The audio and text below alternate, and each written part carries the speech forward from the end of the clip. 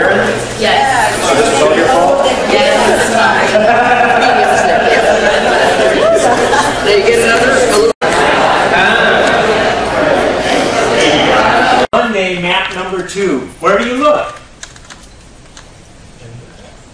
Who knew that a fifth grader would be that, interested? And that's the important part here, right? Is who knows what's going to just really light the jets of that kid? And GIS is just, it's just this open book, right? Just mark it, say, Right. I didn't know if maybe this had it. Yeah, I love this on the protector board because You're going to have many hats on as you're going through these things. And so we're not necessarily going to focus on completing every activity. Did you guys like the store last night? We didn't go. And it also works.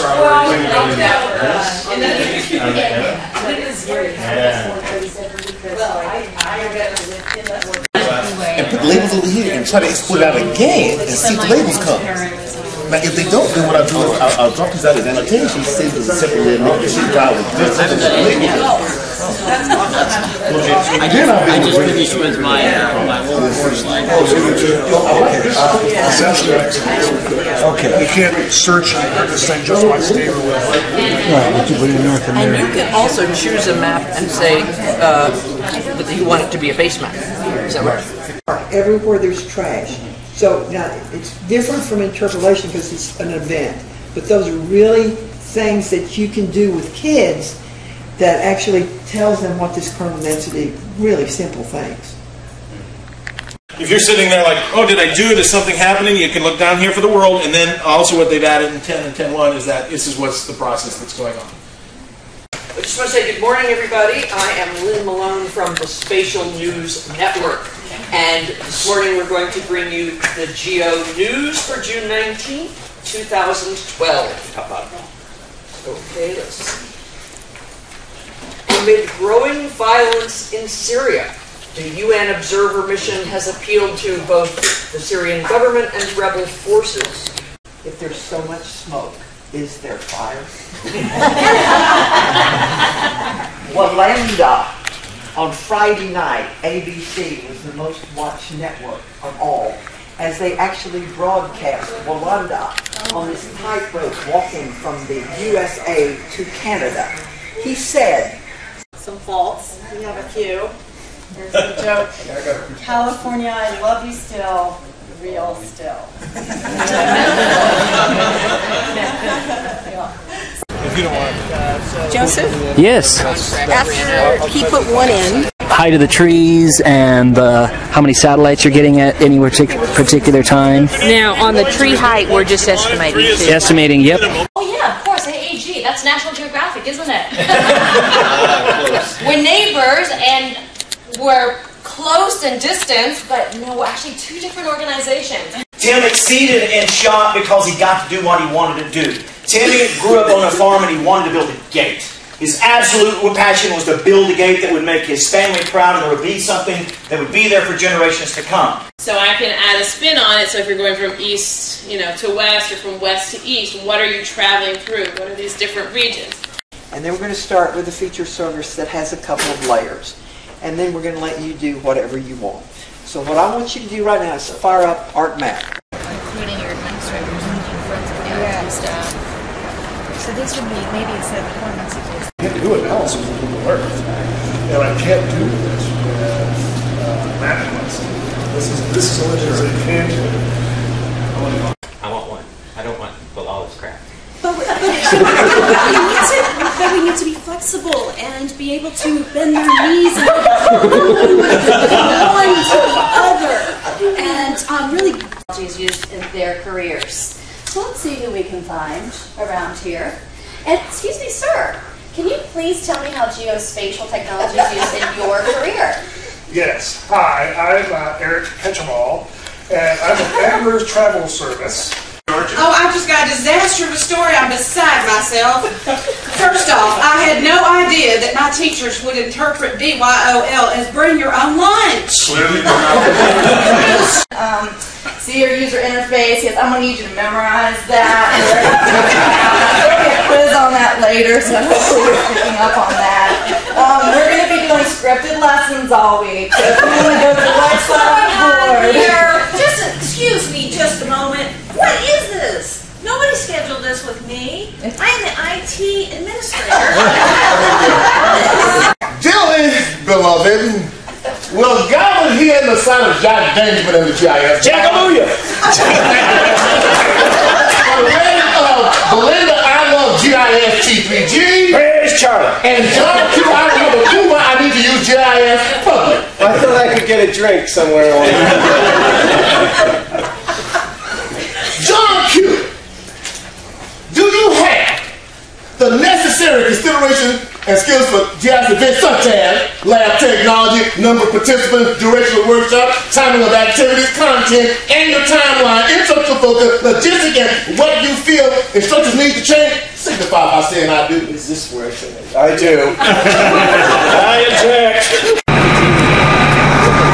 Oh, your shoes are tied. Hi, Jane. How are you? Relatively flat, but you'll notice this one trench closer to me here at an angle. I've worked as an archaeologist also in the past, and there's been a series of fires that have come through the area, and there's a whole history involved with that. They've lost a number of structures in the past before I was actually out here. Now wander out, find a tree, And then go to the wrench, right? and then go to the wrench and hit collect. All right, let's go together. That's where we're going to put in GRC at. Do it both ways. For Gilman Ranch, for Charlie Fitzpatrick. Yep. And then hit your... Right along the San Andreas Fault, we see the Pacific Plate before us, and we are on the North American Plate, looking to the Pacific Plate in the distance. There's some of our colleagues up on the ridge there. Mr. Jerry Prince, Niem Tuhun, or Barefoot and Barb from FLA. Yep. You're not barefooting today though, Barb.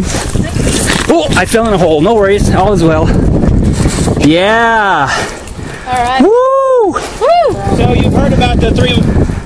And then you have the horns. So right now I'm going to go ahead and use that horn to shape the curve.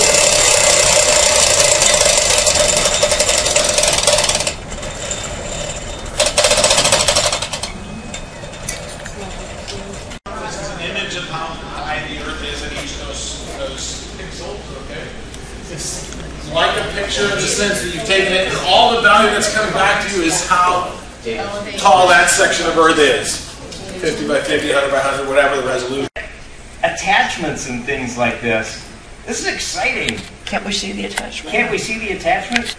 I got 30 of these to go through. All right.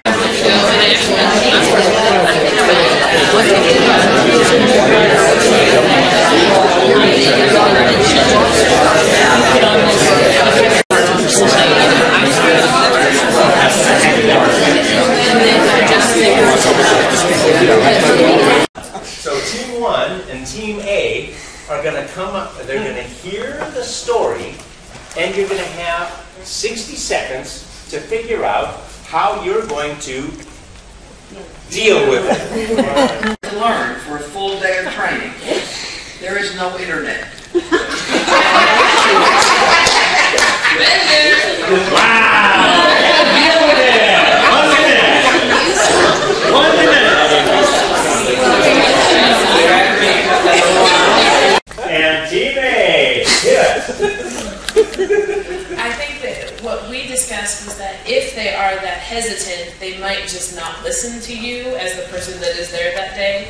So if that's the case, you need to bring in teachers you know that are effectively using the geospatial tools. And then you need to remind them that the geospatial tools are what allow your students to do true critical thinking and analysis about the content that is in those standards that are the checkboxes that they have to, that someone who's actually there instructing their PD.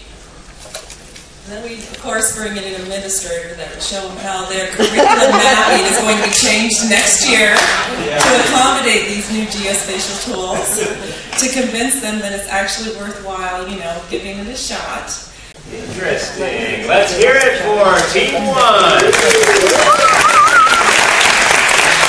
And Team A. All right, what other ideas? I think something important for me is I need to see for myself that it's going to actually save me time in the long run. So I think it's a really good idea to model a sample lesson and say, look it, we did this in 30 minutes. It would have normally taken you 2 days, but because you use this technology and this tool, you're actually saving yourself time.